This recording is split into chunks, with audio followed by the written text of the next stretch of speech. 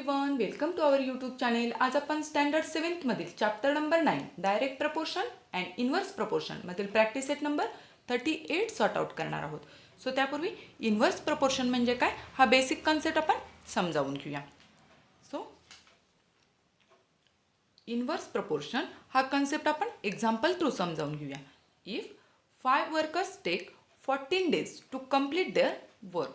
जर वर्कर्स हे 5 असतील तर त्यांचं काम कंप्लीट करण्यासाठी ते 14 days घेत आहेत. If the number of workers increase, जर वर्कर्स आपण इन्क्रीज केले then the days are decrease. म्हणजे या 5 ऐवजी वर्कर्स आपण इन्क्रीज केले, 6 केले, 7 केले, 8 केले तर हे डेज काय होत जाणार आहेत, कमी होत जाणार आहेत. किंवा वर्कर्स जर आपण कमी केले, 5चे 4 केले, 3 केले तर डेज काय होणार आहेत, इन्क्रीज होणार आहेत. म्हणजे वर्कर्स वाढवले तर डेज कमी होत आहेत आणि वर्कर्स कमी केले तर डेज वाढत आहेत. Is it clear? म्हणजेच आपण काय म्हणू शकतो, नंबर ऑफ वर्कर्स, सपोज आपण घेतले 5 वर्कर्स घेतले तर डेज 14 लागत आहेत. सपोज आपण वर्कर इन्क्रीज केले, दॅट मीन्स 7 वर्कर्स केले तर डेज काय होणार आहेत, डिक्रीज होणार आहेत. Is it clear? सो हेच जर डिक्रीज होत असतील तर आपण हे कसं ॲरोमध्ये दाखवू शकतो. नंबर ऑफ वर्कर्स जर इन्क्रीज केले तर डेज काय होणार आहेत, डिक्रीज. म्हणजे number of workers increase then days will decrease. Is it clear? हे आपण ॲरोमध्ये दाखवू शकतो. म्हणजेच हे काय शो करत असतं आपल्याला, it shows inverse proportion. Direct प्रपोर्शनमध्ये आपण काय पाहिलेलं, एक व्हॅल्यू वाढली तर दुसरी व्हॅल्यूसुद्धा वाढत असते किंवा एक व्हॅल्यू कमी झाली तर दुसरीही कमी होत असते. म्हणजे हे जे ॲरो आहेत ते सेम डायरेक्शनला असतात, एकतर ते डाऊन हेडेड असतील किंवा अप हेडेड असतील. म्हणजे दोन्ही ॲरोची डायरेक्शन जेव्हा सेम असते तेव्हा ते डायरेक्ट प्रपोर्शन असतं आणि डायरेक्शन ही अपोजिट असते. म्हणजे एक व्हॅल्यू वाढली की दुसरी व्हॅल्यू कमी होते, त्यावेळेस आपण काय म्हणू शकतो, inverse proportion. Is it clear? आपण एक्झाम्पल थ्रू समजून घेऊया. 5 वर्कर्स होते तेव्हा 14 days लागत होते, तर वर्कर्स आपण इन्क्रीज केले सो डेज काय होणार आहेत, डिक्रीज होणार आहेत. आणि जेव्हा इन्व्हर्स प्रपोर्शन असतं तेव्हा आपण काय करत असतो, या दोन व्हॅल्यूचं मल्टिप्लिकेशन घेत असतो. Is it clear? डायरेक्ट प्रपोर्शनमध्ये आपण काय केलेला, या दोन व्हॅल्यूजचा रेशो घेतलेला, दॅट मीन्स डिव्हिजन घेतलेली. बट इन्व्हर्स प्रपोर्शन असेल तर या दोन व्हॅल्यूचं आपल्याला काय करावं लागतं, मल्टिप्लिकेशन घ्यावं लागत असतं. सो अरेंजमेंट कशी होईल, 5 into 14 या दोघांचं multiplication is equal to 7 into x. म्हणजे आपल्याला जे फाइंड आउट करायचं आहे ते x. तर सिम्पली आपण काय करायचं असते, इथं एक्सची व्हॅल्यू फाइंड आउट करायची आहे. सो 7 आपण शिफ्ट करणार, इथं मल्टिप्लिकेशनमध्ये आहे, इकडे गेल्यावर ते LHSला गेल्यावर डिवायडेशनमध्ये होईल आणि कटआउट केल्यानंतर एक्सची व्हॅल्यू काय आलेली आहे, 10. म्हणजेच काय, आपण वर्कर्स काय केले, 5 वर्कर्स असताना 14 days लागत होते, तर वर्कर्स वाढवले तर डेज काय झाले, 10 झाले. म्हणजे 14पेक्षा कमी झाले, म्हणजे डेज डिक्रीज झाले. जेव्हा आपण वर्कर्स इन्क्रीज केले, म्हणजे जेव्हा ऑपोजिट होत असतं, डेज वाढवले वर्कर्स कमी झाले, वर्कर्स वाढवले डेज कमी झाले. म्हणजेच therefore 7 workers will take 10 days to complete their work. म्हणजेच काय, number of workers increase then days will decrease. It shows inverse proportion. Is it clear? आपण प्रॅक्टिस सेट स्टार्ट करूया. So, see the first question. If 5 workers take 12 days to weed a field, how many days would 6 workers take and how many would 15 take? तर दोन condition दिलेल्या आहेत आपल्याला. जर workers 5 असतील तर त्यांना 12 days लागतात विडिंग करण्यासाठी. एक फील्डचं वीड करण्यासाठी त्यांना 12 days लागतात जेव्हा वर्कर्स 5 असतात तेव्हा. आणि इथं काय सांगितलेलं आहे, जर वर्कर्स आपण 6 केले, दॅट मीन्स वर्कर्स इन्क्रीज केले तर हे डेज काय होणार आहेत, डिक्रीज होणार आहेत. वर्कर्स वाढले म्हणजे कामसुद्धा वाढणार आहे, म्हणजेच आपल्याला कमी डेज लागतील. आणि त्यानंतर जर वर्कर्स आपण 15 केले तर किती डेज लागतील. Is it clear? जे गिव्हन आहे ते आपण पहिल्यांदा लिहून घेऊया. 5 वर्कर्स, जेव्हा 5 वर्कर्स आहेत तेव्हा किती डेज लागतात, 12 days लागतात. 5 वर्कर्ससाठी 12 days आहेत. सो आपल्याला विचारलेलं काय आहे, वर्कर्स जर 6 केले, दॅट मीन्स 6 वर्कर्स तर किती डेज लागतील. Is it clear?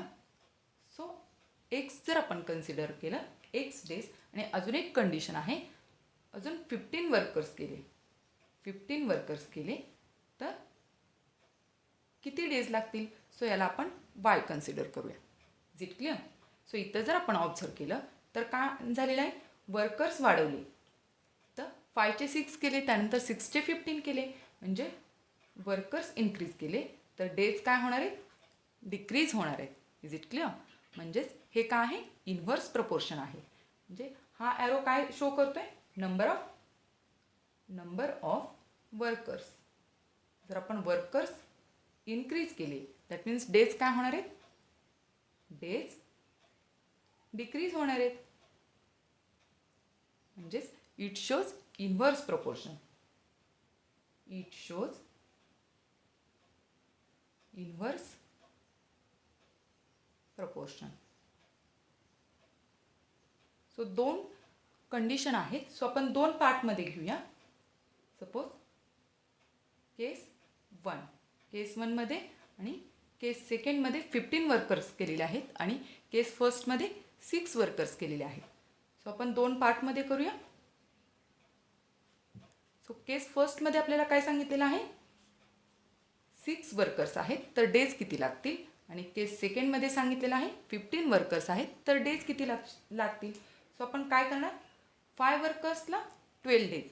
म्हणजे इथं आपली अरेंजमेंट कशी होणार आहे, 5 × 12 is equal to inverse proportion असल्यामुळं या 2 व्हॅल्यूजचं आपण काय घेत असतो, मल्टिप्लिकेशन घेत असतो आणि डायरेक्ट प्रपोर्शनमध्ये काय करत असतो, आपण रेशो घेत असतो. Is it clear. That means 5 × 12 is equal to 6 × x. 6 वर्कर्ससाठी आपण हे फाइंड आउट करतोय. सो आता सिम्पली आपल्याला एक्सची व्हॅल्यू काढायची आहे. सो 6 हे आपण शिफ्ट करणार. Is it clear.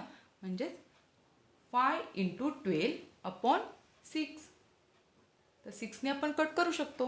6 1 चा 6 आणि 6 2 चा 12 आणि 5 2 चा 10. म्हणजे एक्सची व्हॅल्यू काय आलेली आहे, 10 is equal to x. That means x is equal to 10. म्हणजे जर वर्कर्स 6 असतील तर डेज हे 10 लागणार आहेत. 10 हे काय आलेले आहेत, डेज आलेले आहेत. सो वर्कर्स वाढवले, डेज कमी झाले. Is it clear. तर वर्कर्स 15 असताना किती डेज लागतील ते आपण फाइंड आउट करूया. तर 15 असतानाची सिच्युएशन काय आहे, 5 वर्कर्ससाठी 12 डेज.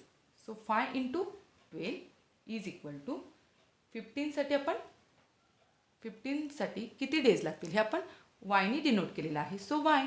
Is it clear. तर सिम्पली इथं आपल्याला वायची व्हॅल्यू फाइंड आउट करायची आहे. So y as it is right साईडला राहील 5 × 12 अपॉन 15. Is it clear. हे फक्त 15 आपण काय केलेलं आहे, या बाजूला शिफ्ट केलेलं आहे. So y is equal to simply काय करू शकतो, कट करू शकतो. 5 1 चा 5 अँड 5 3 चा 15 आणि त्यानंतर 3 1 चा 3 आणि 3 4 चा 12. Is it clear. म्हणजे 4 is equal to y. That means y is equal to 4. Is it clear.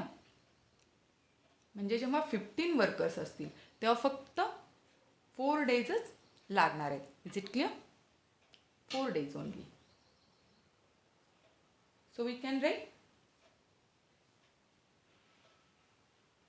हे आपण पार्टिशन करूया म्हणजे लक्षात येईल. 6 workers, therefore we can write 6 workers will take 6 workers will take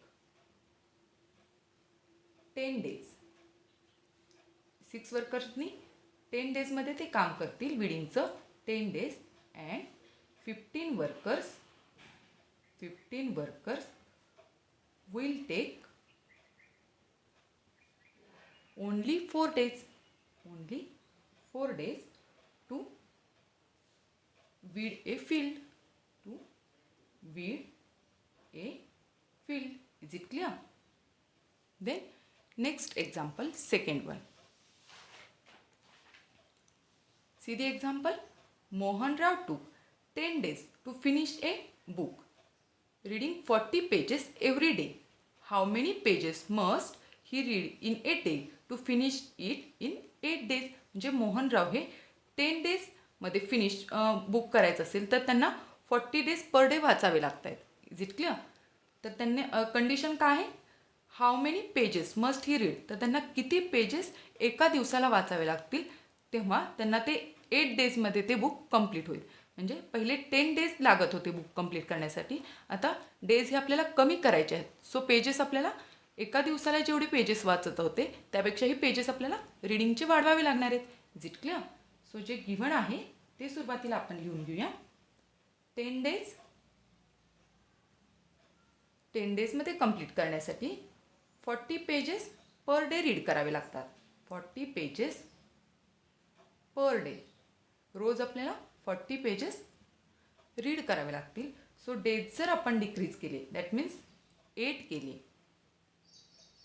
तर आपल्याला रोज किती पेजेस रीड करावे लागतील, म्हणजे रावांना रोज किती पेजेस रीड करावे लागतील, त्याला आपण एक्स जर कन्सिडर केलं.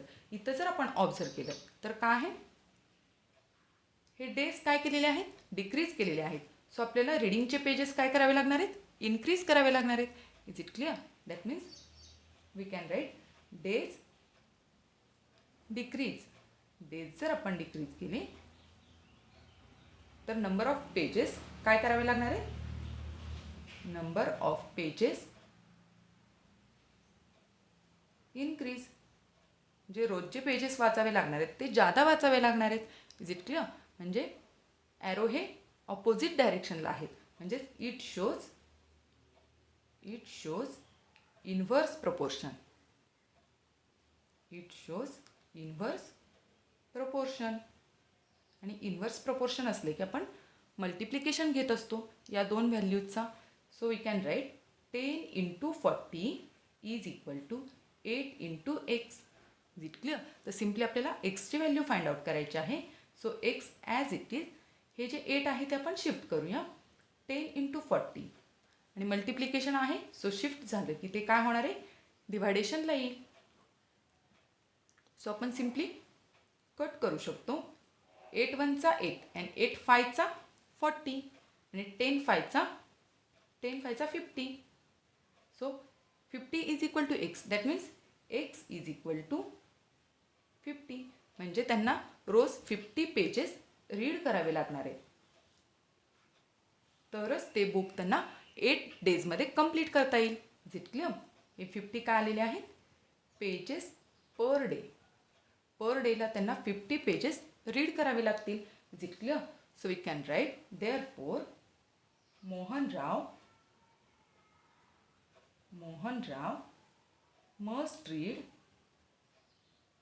must read 50 pages per day. 50 pages per day to complete the book in 8 days. Is it clear? So next example, third one. See the example. Mary cycles at 6 km per hour.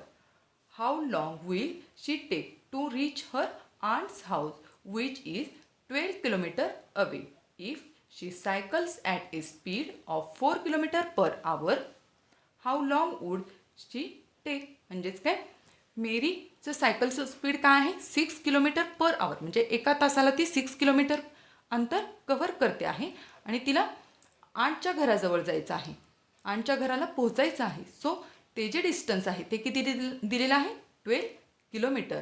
So next question आहे आपला, सुरुवातीला 6 kilometre per आवर या स्पीडनी जर ती जाणार आहे आणि त्यानंतर तिनं स्पीड काय केलेलं आहे, डिक्रीज केलेलं आहे. दॅट मीन्स 4 किलोमीटर पर आवर, म्हणजे प्रत्येक तासाला ती 4 किलोमीटर डिस्टन्स कव्हर करेल. सो तिला आता वेळ किती लागणार आहे असा आपला क्वेश्चन आहे. सो जे गिव्हन आहे ते आपण लिहून घेऊया. हे दोन कंडिशनमध्ये दिलेलं आहे. सुरुवातीला 6 किलोमीटर या स्पीडनी जाणार आहे, तेव्हा तिला 12 किलोमीटर हे डिस्टन्स कव्हर करायचं आहे आणि त्यानंतर ती स्पीड डिक्रीज केलं, दॅट मीन्स 4 किलोमीटर केलेलं आहे आणि तिला हेच डिस्टन्स कव्हर करायचं आहे. So we can write in first condition condition first आणि कंडिशन सेकंड असे आपण दोन पार्ट करूया. Condition second. Is it clear? So first कंडिशनमध्ये डिस्टन्स दिलेला आहे आणि स्पीड दिलेला आहे आणि आपल्याला टाइम फाइंड आउट करायचा आहे. So we can write speed given आहे. स्पीड काय आहे मेरीचं? 6 किलोमीटर पर आवर, म्हणजे एका तासाला 6 किलोमीटर. आणि त्यानंतर डिस्टन्स किती आहे आंट्सच्या घराचं? Distance is equal to 12 kilometre. So आपला क्वेश्चन काय आहे? तर हे डिस्टन्स कव्हर करण्यासाठी 6 किलोमीटर पर आवरनी जर ती गेली तर किती वेळ लागेल? That means time. Time is equal to question mark. So आपण जर तो एक्स कन्सिडर केला किंवा टाईम ॲज इट इज राहून देऊया आपण. आणि दुसऱ्या कंडिशनमध्ये काय आहे? स्पीड डिक्रीज केलेला आहे. स्पीड काय आहे? 4 kilometre per hour. Is it clear? Distance same तेच आहे, तिला आंटच्या घरापर्यंतच पोहोचायचं आहे. So distance is equal to 12 kilometre. तर या स्पीडनी गेली तर तिला किती टाईम लागेल? हा आपला क्वेश्चन आहे. सो हे आपण दोन पार्टमध्ये सॉल्व करूया. We know that the formula of speed आपण सायन्समध्ये हे लर्न केलेलं आहे. स्पीडचा फॉर्म्युला काय? Speed is equal to distance upon time. हा जो फॉर्म्युला आहे तो आपण सायन्समध्ये पाहिलेला आहे. सो आपल्याला टाईम फाइंड आउट करायचा आहे. सो टाईमसाठी आपण फॉर्म्युला तयार करून घेऊया. टाईम फक्त इकडे शिफ्ट केला. Time is equal to distance upon speed होणार आहे. Is it clear? फक्त आपण प्लेसेस एक्सचेंज केलेले आहेत शिफ्टिंग करून. त्यानंतर आपल्याला टाईम फाइंड आउट करायचा आहे. डिस्टन्स माहीत आहे आणि स्पीड माहीत आहे. सो सिम्पली आपण व्हॅल्यूज पुट करूया. डिस्टन्स काय दिलेला आहे? 12 किलोमीटर आणि स्पीड काय आहे? 6 किलोमीटर पर आवर. सो सिम्पली आपण कट करू शकतो. 6 1 चा 6 आणि 6 2 चा 12. म्हणजे टाईम काय आलेला आहे? Time 2. That means 2 hour. Time is equal to 2 hour. Is it clear? म्हणजे 6 किलोमीटर पर आवर या स्पीडनं जर मेरी गेली तर ती 2 तासामध्ये तिच्या आंटच्या घरी पोहोचेल. आणि त्यानंतर आता स्पीड कमी केलेला आहे तर तिला किती वेळ लागेल हे पण आपण फाइंड आउट करूया. सो हाच सेम फॉर्म्युला आपल्याला वापरायचा आहे. Speed is equal to distance upon time. Speed is equal to distance upon time. So time find out करायचा आहे. सो टाईमसाठी जर आपण फॉर्म्युला तयार केला तर time is equal to distance upon speed. Is it clear?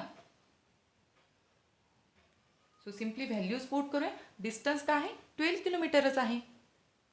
So write 12 here upon speed आता काय केलेलं आहे? 4 किलोमीटर. दॅट मीन्स डिक्रीज केलेला आहे 4. आता 4 1 चा 4 अँड 4 3 चा 12. सो टाईम काय लागणार आहे? Time is equal to 3 hours. Is it clear? म्हणजे जर ती 6 किलोमीटर पर आवर या स्पीडने गेली तर 2 तासात पोहोचेल आणि 4 किलोमीटर पर आवर या स्पीडने गेली तर ती 3 तासात पोहोचेल. Is it clear? So we can write therefore our final answer is Mary will take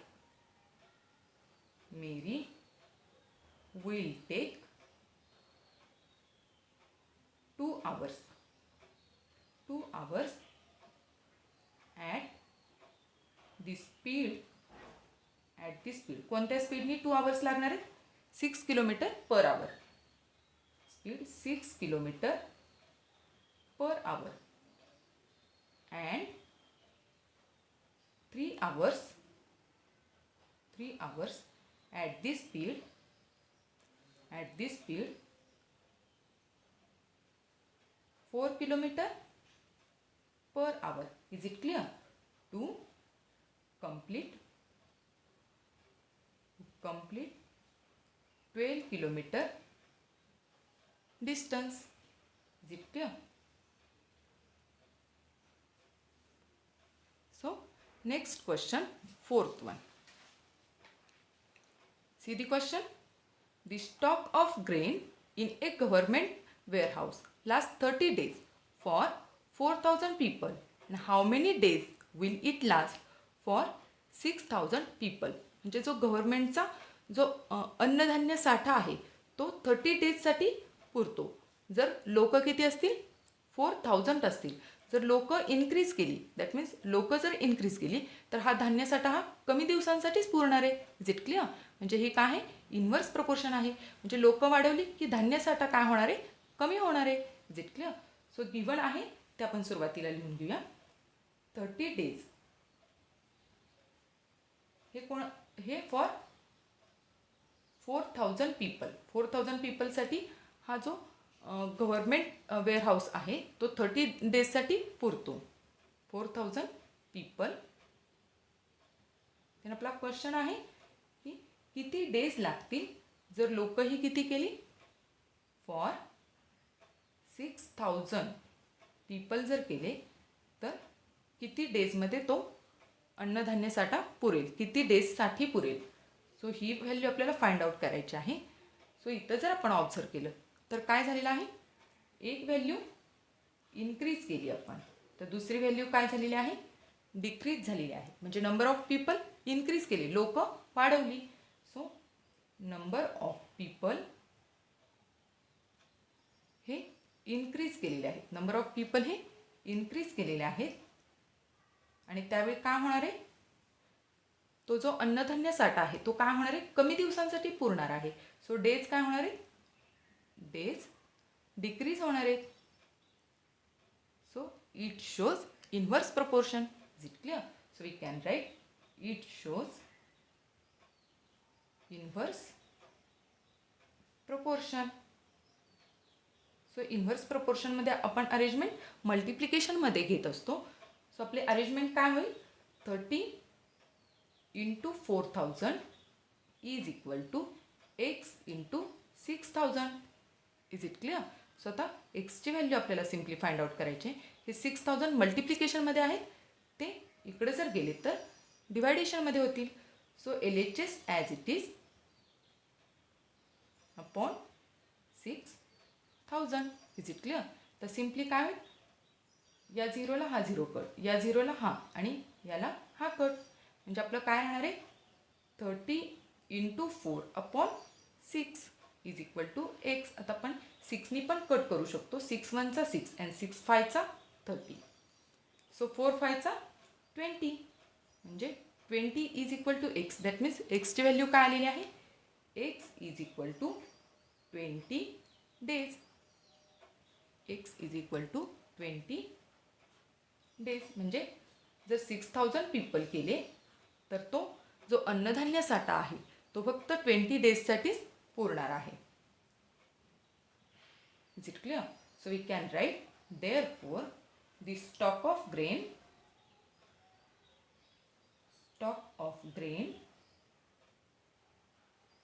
last for 20 days only. 20 days for 6,000 people. लोक वाढवली की अन्नधान्य साठा कमी होणार आहे ना. Is it clear? इथं हा आपला प्रॅक्टिस सेट संपलेला आहे. सो डिअर फ्रेंड्स, तुम्हाला जर हा व्हिडिओ आवडला असेल तर नक्की लाईक करा, शेअर करा, सबस्क्राईब करा. Thank you for watching. Bye bye.